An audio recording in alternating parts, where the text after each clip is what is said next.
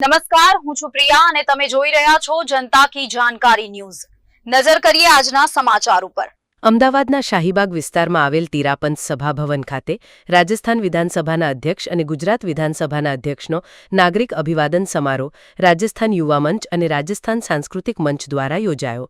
અમદાવાદ ખાતે યોજાયેલા નાગરિક અભિવાદન સમારોહમાં રાજસ્થાન વિધાનસભાના અધ્યક્ષ વાસુદેવજી દેવનાની અને ગુજરાત વિધાનસભાના અધ્યક્ષ શંકરભાઈ ચૌધરી ઉપસ્થિત રહ્યા હતા।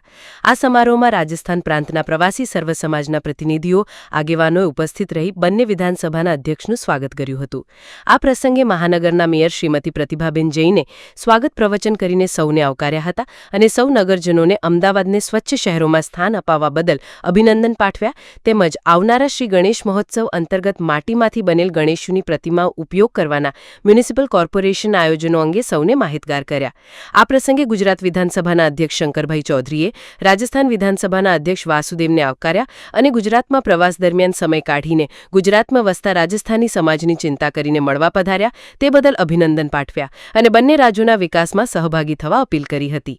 આ પ્રસંગે બાપુનગર વિધાનસભાના ધારાસભ્ય દિનેશસિંહજી કુશવા, રાજસ્થાન હોસ્પિટલના ચેરમેન PR કાંકરિયા, અગ્રણી કિશનદાજી અગ્રવાલ, શ્રવણજી રાવ ઉપસ્થિત રહ્યા હતા। આ સમગ્ર કાર્યક્રમનું સફળ સંચાલન ભવાનીસિંહ શેખાવત અને ધર્મેન્દ્ર અરોરા રાજસ્થાન યુવા મંચ, રાજસ્થાન સાંસ્કૃતિક મંચ દ્વારા કરવામાં આવ્યું હતું।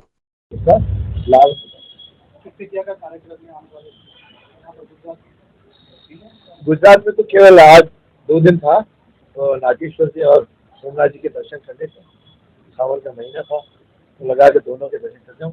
वैसे मेरा तो गुजरात के साथ पारिवारिक संबंध भी है। मेरी दोनों बच्चियाँ गुजरात में ही उनका विवाह हुआ, तो निश्चित रूप से गुजरात तो मेरा एक घर जैसा ही हो गया। और उसके बाद ये कार्यक्रम है, फिर शाम को मेरा यहाँ से वापस आएगा निकलने वाला हूँ। बहुत अच्छा लगा। दोनों शिव जी के मंदिरों के जो दर्शन पूजा हुई उसमें अभिभूत हूँ। कल गिर के भी जो घूमना हुआ, वास्तव में शेर भी दिखे, लेपर्ड भी दिखे। मुझे लगता है बहुत बड़ा ये अच्छी भूमि है। और वर्तमान में राजनीतिक दृष्टि से 2 जो महत्वपूर्ण मुद्दे चल रहे हैं, इसलिए मुझे लगता है कि योजनाबद्ध रूप से जो भारत की संवैधानिक संस्थाएं हैं उसके प्रति अश्रद्धा के निर्माण का प्रश्न होगा, जिसे सभी को मिलकर के रोका जाना चाहिए। क्योंकि श्रद्धा का समाप्त होगा तो निश्चित रूप से सच्चाई होगी।